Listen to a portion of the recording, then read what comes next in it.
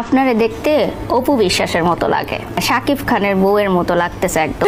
অপুদি বলছে আমার জন্য দোয়া করবেন চাচা, যাতে আমি শাকিব খানের বউ হতে পারি। ওরা দেখি দৌড় দিয়ে আসছে যে মনে হয় এটা অপু বিশ্বাস। একটা সময় অপু বিশ্বাসদের সাথে আপনাকে খুব সখ্যতা দেখা যেত বা ঘনিষ্ঠতা দেখা যেত, এখন সেটা দেখা যাচ্ছে না, এটা কারণ জাতি জানতে চায়।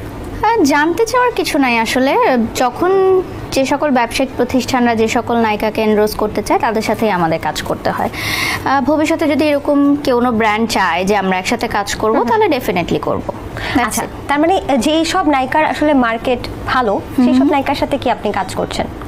আমি তো সবার সাথে কাজ করি, শুধু নায়িকা না, অনেক অভিনেতা অভিনেত্রী মডেলদের সাথেও আমার কাজ করা হয়। এবং আমার যেহেতু প্রোডাকশন হাউস আছে, আমার প্রোডাকশন হাউসের মাধ্যমে অনেকে কাজ করে। অপুদির সাথে আপনার এখন কথাবার্তা হয়? না, আমি ওনাকে টেক্সট করি, আর কথা তো অনেক হয়েছে, অনেক শোজ হয়েছে। ইভেন গতকালকেও আমি একটা কথা মনে করছিলাম যে একটা মজার ঘটনা, যে আমরা একবার একটা ইয়াতে গেছিলাম, এমন একটা জায়গায় গেছিলাম যেখানে কোনো ইলেকট্রিসিটি ছিল না, ইলেকট্রিসিটি দূর দূরান্তে কোনো ওয়াশরুম নাই। এখন আমাদের দুজনেরই যেতে হবে। তো আমরা একটা বাড়িতে রিকোয়েস্ট করলাম যে আমরা তাদের টয়লেটটা ইউজ করব। বাড়িতে আপনাদেরকে চেনে নেয় না, এটা মজার ঘটনা। শুনেন, আমাদের টিমের ছেলেরা গিয়ে জিজ্ঞাসা করলো যে আচ্ছা মেয়েরা এখানে একটু যাবে।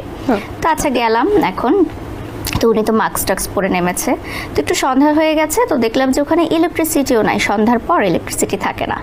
তো মজার ব্যাপার হচ্ছে, আমি বললাম যে আপনি যান, আমি হারিকেন ধরে থাকি।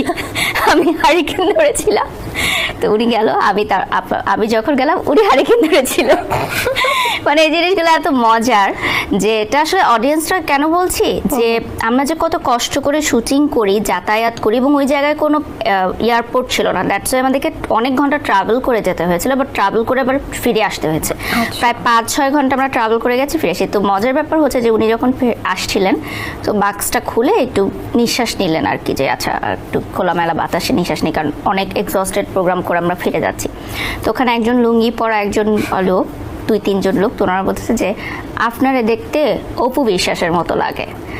তো আমাদের যে ড্রাইভার সাহেব ছিলেন উনি বলতেছে যে হ্যাঁ, অনেকেই বলে উনি দেখতে অপু বিশ্বাসের মতো, এটা ওনাকে অনেক শুনতে হয় কি, হ্যাঁ শাকিব খানের বউয়ের মতো লাগতেছে, একদম অপু বিশ্বাসের মতো লাগতেছে লুঙ্গি পরা লোকগুলো।